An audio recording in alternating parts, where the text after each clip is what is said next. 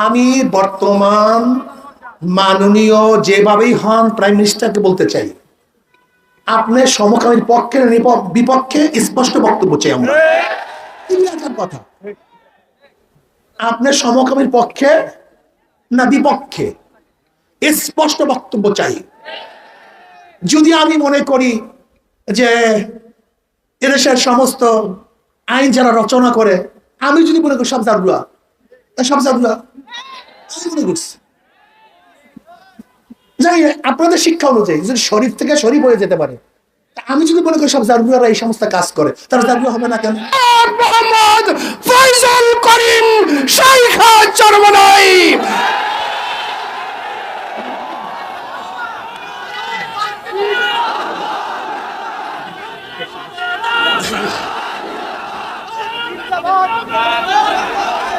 আসসালামু আলাইকুম ওয়া রাহমাতুল্লাহি ওয়া বারাকাতুহু।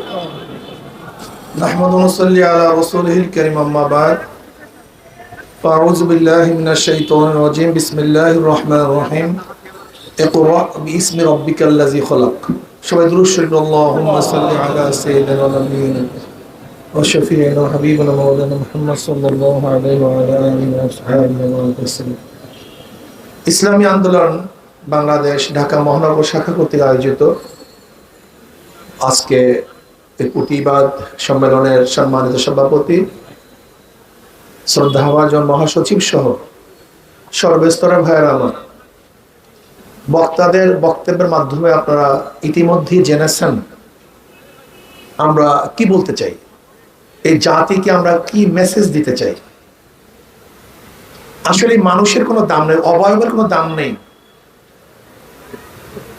ইমাম গাজালি রহমতুল্লাহ আলাইহি বলেন, আল্লাহ পাক রব্বুল আলামিন তার কুদরতে তিন শ্রেণীর জিনিসটি সৃষ্টি করেছেন: জানোয়ার, মানুষ, ফেরেশতা। আল্লাহ পাক জানোয়ারের মধ্যে প্রবৃত্তি দান করছেন, চাহিদা দান করছেন, আকল নেই, জ্ঞান নেই। আল্লাহ পাক ফেরেশতাদেরকে জ্ঞান দান করছেন, কিন্তু তাদের মধ্যে চাহিদা নেই। উভয় সমন্বয় মানুষ। আল্লাহ পাক তাদেরকে চাহিদাও দান করছেন, জ্ঞানও দান করছেন।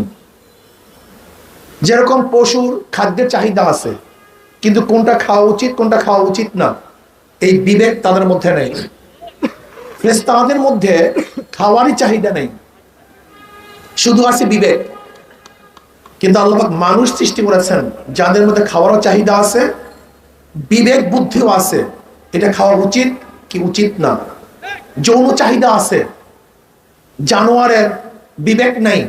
এই রাস্তার মধ্যে, ঘাটের মধ্যে, এই বাজারের মধ্যে এ কি আমার মা না খালা না ফুফি, এই পার্থক্য করার ক্ষমতা জানোয়ারের নেই, কিন্তু শুধু যৌন চাহিদা আছে।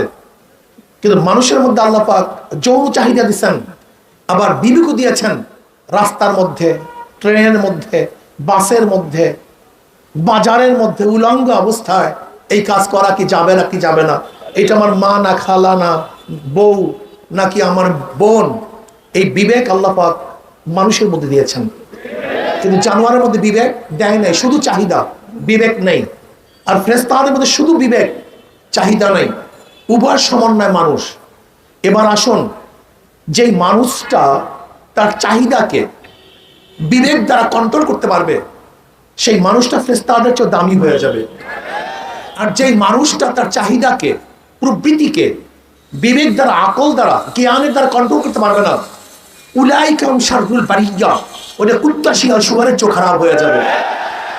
কোরআনের ভাষা, উলাইকা শাররুল বারিয়া, একদল মানুষ তো কুত্তা শিয়াল শুয়ারের চোখ খারাপ। হাদিসের মধ্যে আসছে, যখন তোমার লজ্জা চলে যায়, এখন তোমার যা মনে চায় তাই তুমি করো। এর জন্য দেখবেন আমাদের ছোট বাচ্চাদেরকে সপ্তম অষ্টম শ্রেণীর বইয়ের কাভারের মধ্যে যে মেয়েদের ছবিগুলো দেওয়া হয়, হাফ প্যান্ট পরা, আমাদের বাচ্চাদেরকে আজকে সহশিক্ষার মাধ্যমে, আজকে ব্যায়ামের মাধ্যমে, শরীরচর্চার মাধ্যমে, স্পোর্টসের মাধ্যমে প্রথমেই তাদের লজ্জা গুটিয়ে দেওয়ার ব্যবস্থা করা হয়েছে। এরপরে আসুন, একটা জাতির মেরুদণ্ড হল শিক্ষা। আপনি দেখুন আজকে ভারতের শিক্ষিতরা গোটা দুনিয়ার মধ্যে পারফরমেন্স কি দেখিয়েছে। তারা কোন অবস্থানে আছে। আপনি যান গোটা দুনিয়ার মধ্যে ঘুরুন, দেখবেন বড় বড় অফিসারগুলি কোথাও, বড় বড় কোম্পানির দায়িত্বে কে আছে, অমুক বিশাল এক কোম্পানি, বিশাল এক প্রতিষ্ঠান, তার দায়িত্বে কে আছে, দেখবেন সেই মাথায় বসে আছে ভারতের জনগণ। আর দেখবেন সুইপার, মেথর, রিক্সাওয়ালা, ঠেলাওয়ালা, ড্রেন সাফ করা, এই কাজগুলি করতেছে বাংলাদেশের মানুষ। আপনি ঘুরে দেখুন, একদিন এটা হয় নাই, এটা একদিন হয় নাই, এটা পরিকল্পিত ভাবে। দেখেন এই মানুষের অবয়বের কোনো দাম নেই, ব্রেনের দাম, বুদ্ধির দাম, জ্ঞানের দাম। আম্বেদকর ভারতের যে সংবিধান রচনা করছেন, সে দলিত বংশের, নিচু বংশের, কিন্তু ব্রেনকে কাজে লাগিয়েছে, সে বাবা আম্বেদকর হয়ে গেছে। ডক্টর আব্দুল কালাম, আসলে আবুল কালাম যে ভারতের প্রেসিডেন্ট, সে কি ছিল? তার বাবা তো মাঝি ছিল, কিন্তু ব্রেন থাকার কারণে সে ভারতের প্রেসিডেন্ট ডক্টর হয়ে গেছে। তিনি আণবিক বোমার প্রবক্তা হয়ে গেছেন। আসলে ব্রেনের দাম। কাজে এই ব্রেনকে যেন বাংলাদেশের মানুষ কাজে লাগাতে না পারে, সেই চক্রান্ত আদির থেকে চলতেছে, এখনো চলছে, ভবিষ্যতেও চলবে। আজকে বাংলাদেশের মানুষগুলির অবস্থা কি দেখেন, দেখেন শীত পড়তে পারে নাই, শীত এখনো পড়তে পারে নাই। এর মধ্যে কোনো কিছু বন্ধের আভাস না আসলেও শিক্ষা প্রতিষ্ঠান বন্ধ করতে হবে। আপনি চিন্তা করছেন? আপনি চিন্তা করছেন? কোভিড, মার্কেট বন্ধ হয় না, বাজার বন্ধ হয় না, কিচ্ছু বন্ধ হয় না। কি বন্ধ করতে হবে? শিক্ষা প্রতিষ্ঠান বন্ধ করতে হবে। আপনি চিন্তা করছেন? আপনি দেখুন আজকে কি করব, অনলাইনের মাধ্যমে সন্তানদেরকে শিক্ষা দেওয়া হচ্ছে। দেখবেন কলেজের মধ্যে, স্কুলের মধ্যে যদি কোনো প্রশ্ন করা হয়, তাহলে তুমি অনলাইনে দেখে নিও, তুমি ইন্টারনেট দেখে নিও। আপনি চিন্তা করতে পারছেন? আমার সামাজিক যে সমস্ত সামাজিক যারা কাজে ব্যস্ত, একটা বাচ্চাকে ইন্টারনেট, তাদেরকে অ্যান্ড্রয়েড সেট যদি হাতে তুলে দেওয়া হয়, আপনি বলুন ওকে জবে করার কোনো প্রয়োজন আছে? ওকে ধ্বংস করার জন্য অন্য কোনো যন্ত্রের প্রয়োজন আছে? আপনারাই বলুন। সেই ব্যবস্থা করা হচ্ছে, চলছে, চলতেছে। আজকে রাজনীতির নামে কি চলছে, কি চলতেছে? আজকে ঢাকা ইউনিভার্সিটি, গোটা দুনিয়ার ইউনিভার্সিটির কাতারের মধ্যে কয় নাম্বার আছে দেখেন তো আপনি? কোন নাম্বারই নেই, নাম্বারই নেই। একদিনও চিন্তা করছেন এটাকে আপগ্রেড কিভাবে করা যায়? না, এই চিন্তাশীল আমাদের দেশে নাই, নাই। আজকে বুয়েট আছে, তা পদ্মা সেতু করার জন্য জাপান থেকে লোক আনতে হবে কেন? চীনের ডিজাইনার আনতে হবে কেন? কারণটা কি? বুয়েট কি করেছে? আজকে আমাদের দেশের মন্ত্রীরা, ধনীরা যখনই চিকিৎসা করতে যায়, কোথায় যায়? ভারত। কোথায় যায়? সিঙ্গাপুর। কোথায় যায়? থাইল্যান্ড। এদেশের মেডিকেল কলেজ কি করছে? একদিন চিন্তা করেছেন? এত বছর পর্যন্ত মেডিকেল কলেজ কি করেছে? আজকে আমাদের সামনে মেট্রো ট্রেনের ডিজাইনার কারা?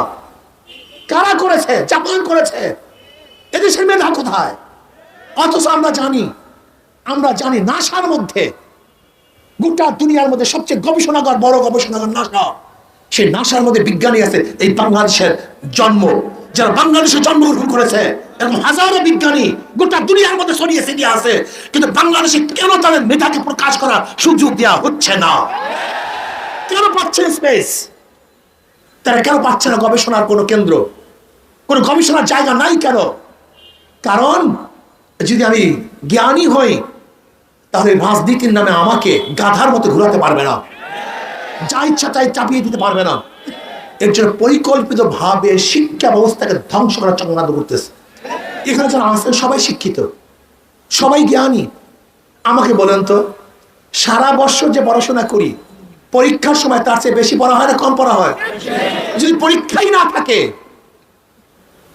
যদি 10 পর্যন্ত পরীক্ষা ব্যবস্থা না থাকে, সে জাতি কোথায় যাবে? কি শিখবে? আর পড়াশোনা তো 10 পর্যন্ত, এরপরে তো শুধু গবেষণা। পড়াশোনা তো 10 পর্যন্ত, ম্যাট্রিক পর্যন্ত, এরপর তো পড়াশোনা নাই, বেসিক পড়াশোনা 10 পর্যন্ত। আপনি দেখেছেন এই 10 পর্যন্ত বাচ্চাদেরকে পরিকল্পিতভাবে, মেয়েদেরকে পরিকল্পিতভাবে যেন জ্ঞান অর্জন করতে না পারে, খেলা, ড্যান্স, অমুক, প্যাক প্যাক, ব্যাং ব্যাং, মাছ ধরা, পাক শিক্ষা, আলু ভর্তা শিক্ষা, বাস। আপনি চিন্তা করতে পারছেন? এদেশের মানুষগুলো সবকে বোকা হয়ে গেছে, সবকে ধ্বংস হয়ে গেছে। আমি চিন্তাও করতে পারি না কোন দেশে আছে, কি করতেছি। এরপরে আসেন এই দীপমণি, এই মহিলাকে কোথার থেকে ভারত আবিষ্কার করছে। আবার নতুন আর এক শিক্ষামন্ত্রী নিয়ে আসছে, ইসকনের সদস্য নফেল। কোথার থেকে ভারত আবিষ্কার করে? আমরা নাকি স্বাধীন, আমরা কি স্বাধীনতা অর্জন করেছি এত রক্তের বিনিময়ে? আমরা কি স্বাধীনতা অর্জন করেছিলাম দিল্লির গোলামি করার জন্য, ওদের পাও চাটার জন্য, ওদের প্রেসক্রিপশন বাস্তবায়ন করার জন্য? লজ্জা লাগে না আমরা স্বাধীন এই কথা বলতে? কয়েকদিন আগে বর্ডারের মধ্যে আমাদের বিজিবি একজন সদস্যকে 22 তারিখ হত্যা করা হয়েছে।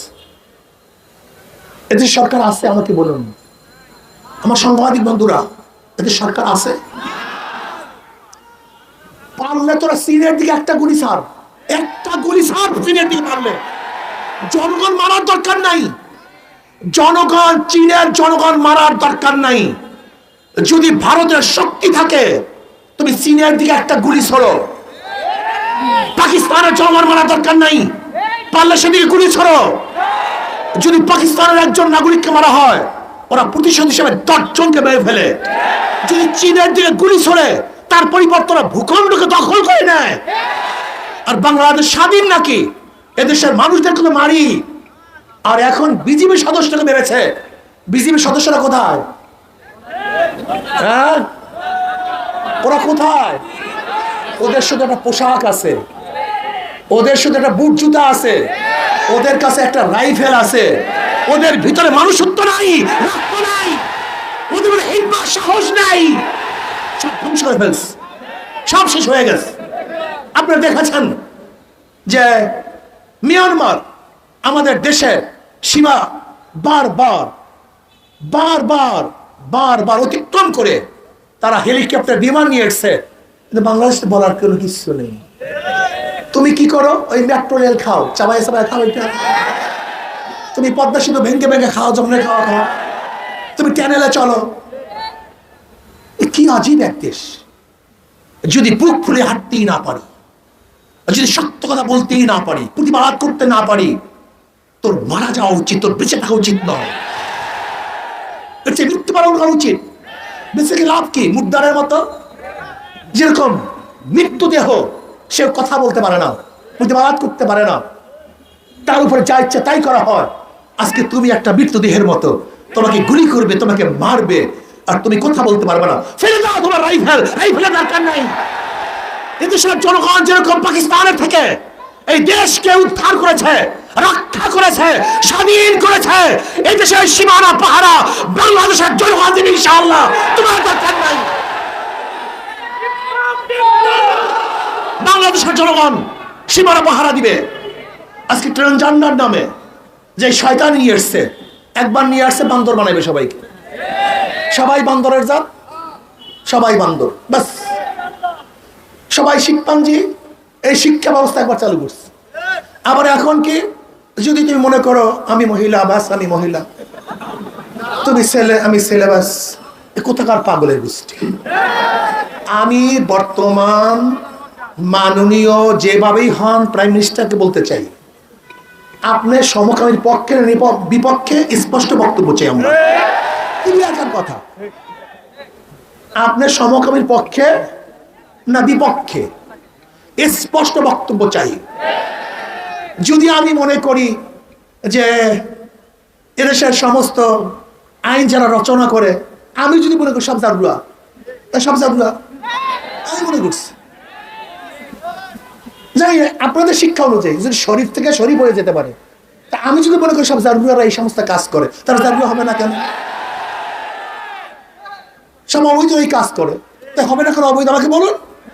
যদি মনে করলেই সব হয়ে যায়, আমি যদি মনে করি যে অমুক মন্ত্রীরাও অবৈধ, এরাও ভিন্ন পথে আসছে, ভিন্ন পথে জন্মগ্রহণ করছে, তাহলে হবে না কেন? পাগলামির তো সীমা থাকা চাই। এটা কোন পাগলামি? পলাও ফরজান ধরে নেন সাংবাদিক বন্ধুরা, বাংলাদেশে আইন পাশ করলাম, বিবাহ বন্ধন সব উচ্ছেদ করলাম, ধরে নেন নাই, সব সমকামী, মহিলা মহিলা পুরুষ পুরুষ, কোন বিবাহ বন্ধন নাই। আচ্ছা বলেন তো, এই দুনিয়া থাকবে?